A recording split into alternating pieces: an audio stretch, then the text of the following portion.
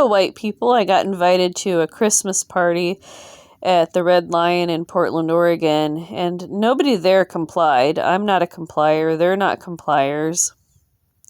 What you're looking at in this picture is the I-5 interstate bridge. We call it the Jansen Beach Bridge out here, and the waterway is the Columbia River. That bridge connects the city of Vancouver, which is in Washington State, to Portland, Oregon. I'm surprised they let me into Portland, knowing that I won't comply with their stupidity. I must have come in under their radar or something.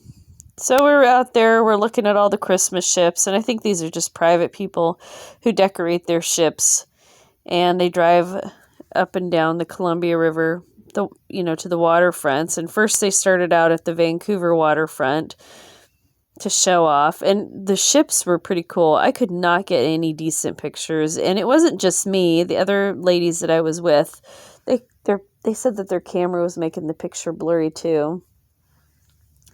One of the boats was decorated like the sternwheeler, and another one, I think the one here in the picture, that boat, the largest looking boat on the right there, that it had Bigfoot or Sasquatch with a Christmas hat on, which was pretty cool.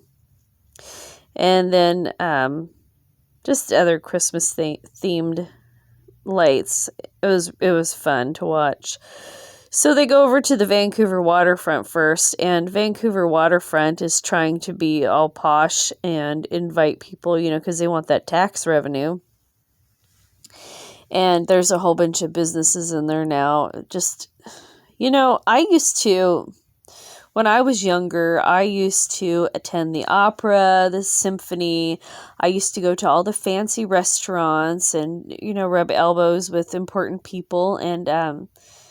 And then this younger generation, they're not posh. They're not elegant. They're not fancy. Everything is just boring and bland, but overpriced. There's this one new place that I'm not going there, but somebody was telling me about it, that have $18 milkshakes.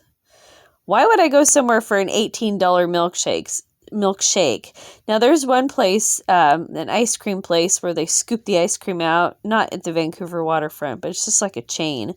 And they put your ice cream on this slab or something frozen, and then they throw your ingredients, they chop it up, and they mix it in. Yeah, that was, you get some entertainment with that. Yeah, I'll pay a little bit extra for my ice cream for that. But a milkshake is a milkshake in a mason jar with it's like a scoop of ice cream on top, and cookies and other decorative things shoved in the jar. And the person's like, yeah, I want to get one of those. Okay, I don't need an $18 milkshake. I'll pass on that. I mean, if I got a filet mignon, yeah, I'll go for that.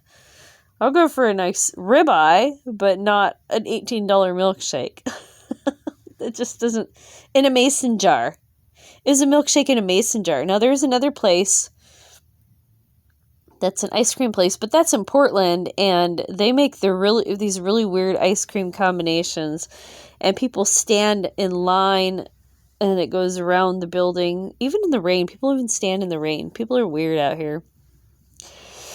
But anyway, so I'm at this party with these ladies, and it's all women, and so my mom's 70, and her friends, some of them are 70, some of them are late 50s that are at the party.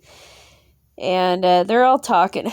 And, most of these women are single, so they have X-rated topics that they're talking about. And it's just stuff that I don't talk about. I don't care. And they're laughing, and they're going, oh, poor Susie, just her young virgin ears. I was like, wow, that's weird. She's so young and in her 20s. And I looked at her and I said, what? I'm 51. They all about shit their pants.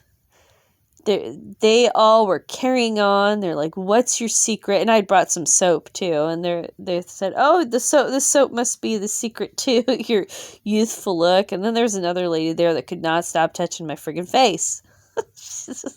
It was weird. I really like the compliments of, oh, you look good for your age.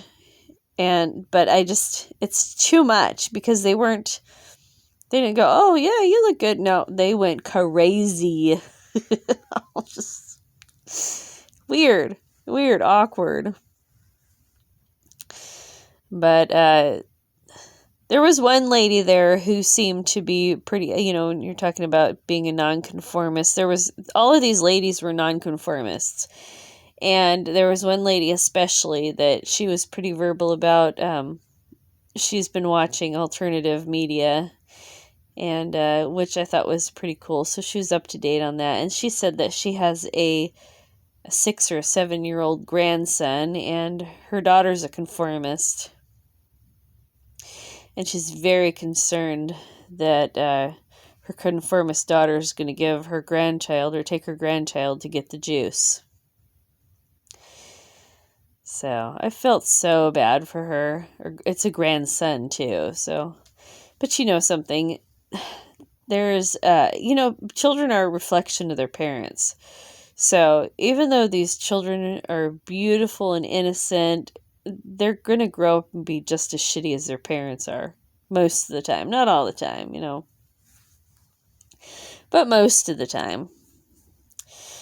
But let's see, what else did we talk about? Oh, okay, so here's something funny. My mom, I've mentioned this, I think, a billion times before. She got into an accident. She broke the lower part of her left leg, and because it was during the stupidity, she never got physical therapy because people are, just too scared to exist or be around other people. And so she's got foot drop, and she has to walk with a cane because of all the weakness. And so she can't go really far. She can walk around Costco for 3 hours, but walking down the hall of a hotel, that's tough. So my mom's friend, she had the luggage cart. So she had my mom stand on the luggage cart and hold on, and me and my mom's friend pushed her down the hall. Of course, if you want the room with the best view, it's at the farthest end away from the elevator. So my mom got a free ride and down there, and then she said, next time I have to ride on this, I want a throne to sit down on.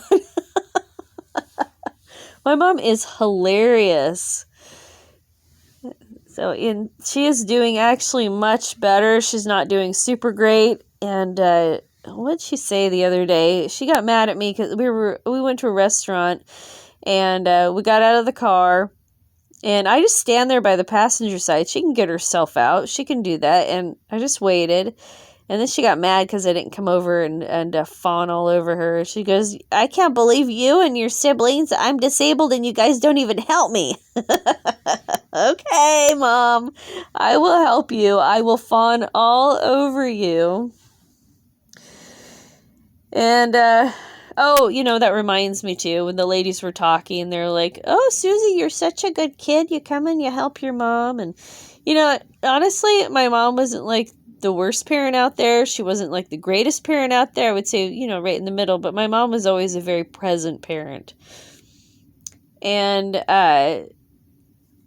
so, I mean, normal people take care of their parents. Normal parents take care of their children, right? So they're telling me that I'm so fantastic because I'm taking care of my mother. And then one lady whose husband recently died was talking about people who live in nursing homes and how awful it is because people's children don't visit. Well, if your children aren't visiting you, there's a reason for that. A couple of reasons. One is nowadays they're wrapped up in something, like either a woman, if it's a partner, and they don't want to make their partner mad, or if the parents were just bad parents. And anyway, so they're talking about how sad it is that nobody comes to visit or help them. There's a lot of people who are disabled with children, and the children just don't come and help. And that always makes me a little bit nervous. I would think, if you have several children, one or two of them might be jackasses and not very self-absorbed and not help anybody. But then the parent might also just be somebody who wasn't a present parent, and the kids just don't want to be around them. Sad, isn't it? It's very sad. So my siblings are still out of town. They both went to Utah. My two younger siblings, anyway, went to Utah. I don't know what the oldest one is doing. I don't know if I mentioned this. I'm one of 8. And let's see, I am number 6 out of 8. Yeah, so brother 7 and sister 8, they're the ones that are in Utah, and sister 1. The other kids didn't have anything to do with Dad. But anyway, so everything's so weird. My mom's doing great. She's got physical therapy. She fell the Thursday before Thanksgiving, and she spent a night in the hospital, and she had to get 5 staples in her scalp. But she doesn't have any hair, and the hat she had on probably was really thin when she fell and whacked her head. And they said that they did 3 scans of her head, so there's no brain bleed. There was no brain bleed. And you know what? She doesn't have any kind of deficit. She allegedly has cancer in her brain in 30 places, and she has no deficits. I can't understand that. Maybe somebody else will have to explain that one to me. She has no deficits. I think she's misdiagnosed, to be honest with you. And those areas where they think are cancer were probably something that she was born with. Did I mention this before in another video? I can't remember. Because when I record videos, I pause too much, or I say something and it's like, oh man, that sounds stupid. So I delete it and start over. So I forget what I say. And I apologize if I sound like a broken record and say the same dumb thing over and over and over again. But anyway, so that's it for me. Thank you so much for listening. I look forward to your thoughts below.